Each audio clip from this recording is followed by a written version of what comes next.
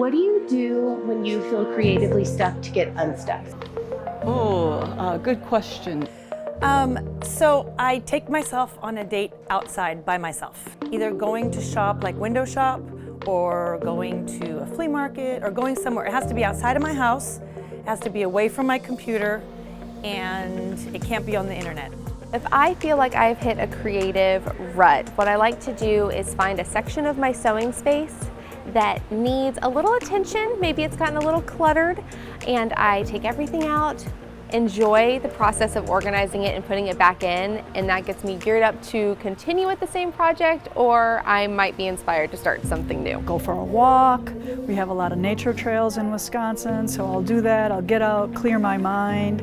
If it's winter time, that's a little bit different. Even just going shopping helps, just to see what the trends are out there right now and the colors and stuff like that.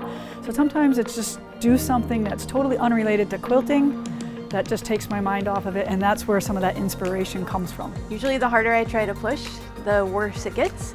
So I just step away and I go do something else and I come back. And then sometimes I will go back and look at old art I've done.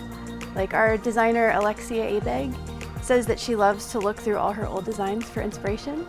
And so it's really fun to sometimes get inspired by stuff you've forgotten you even did. Really, the old thing about taking a shower, because the shower is the only place that your mind kind of completely turns off, and that's where you get all kinds of ideas. Literally, it's like, oh, the other day I had an idea in the shower. So just go stand in a shower. How about that? What I do to get creatively unstuck when I'm stuck is busy work.